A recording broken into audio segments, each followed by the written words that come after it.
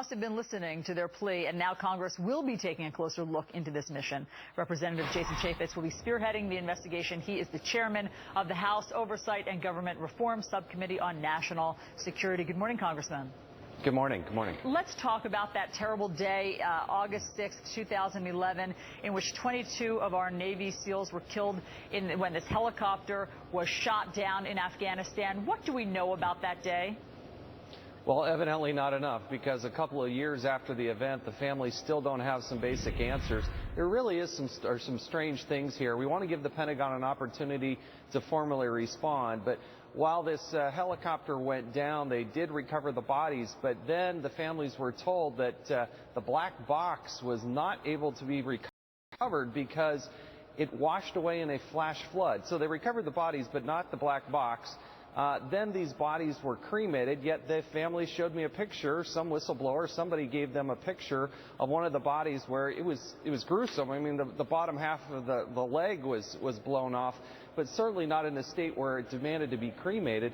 And then they also showed me a video, which was probably one of the most disturbing parts of this, where a local cleric was blessing the bodies. These are American servicemen, but not exactly the most complimentary, talking about, and I'm paraphrasing here, that the infidels had done these terrible things. And so you have families that are very worried about this, and I think they have some legitimate questions, and we want to get to the bottom of it. So now Congress is investigating, finally, about this. In fact, I should mention that Aaron's parents, Karen and Bill Vaughn, will be joining us just about an hour from now. What do you think is behind this? In other words, it sounds like you think there's been a cover-up of some kind, but what would we be covering up? Clearly, the Taliban shot it down. Look, this is our most deadly event that happened in Afghanistan. We lost a lot of America's best, including a lot of Navy SEALs. I want to make sure that the families get the answers to the questions that they have. They feel like they haven't been able to get the answers to those questions. And so if I can help facilitate that, if I can help unearth that, provide them the answers and give them some peace and some comfort and some understanding of what really happened.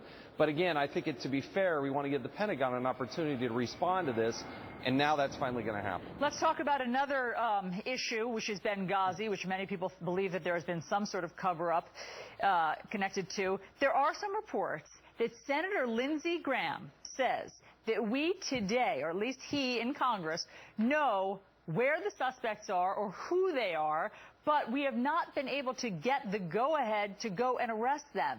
Is that true? Well, Lindsey Graham and I, along with their 4 House members, 4 senators, will be sending a letter.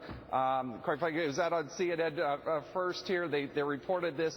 But they actually went into Benghazi and have talked to the head of the person who was in charge of Ansar al-Sharia. And that person saying, yeah, I was there. But our FBI has never talked to these people, and that's just wholly unacceptable. So, yeah, are there people out there that know something about this? Yes, one of the top suspects, evidently, on the FBI's list is still in Benghazi. A reporter went in there, sat down and chatted with them for a couple hours. Why isn't our FBI doing that? Excellent question. Colonel George Bristol will be appearing in front of Congress today.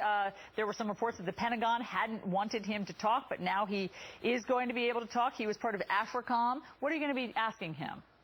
That classified briefing, our hearing, if you will, starts at 8 a.m. I do plan to be part of that. Look, he was in charge of Special Forces in Northern Africa. Of course we want to talk to him. Previously, the Pentagon had said he was retired. They couldn't find him, didn't have an email, didn't have an address. Ends up he's still on active duty. And I don't know how many 35-year people have the opportunity, or they can't find him. But now they found him, and we're going to get a chance to ask him some questions. We will look forward to hearing those answers. Congressman Jason Chaffetz, thanks so much for all the information. Thank you.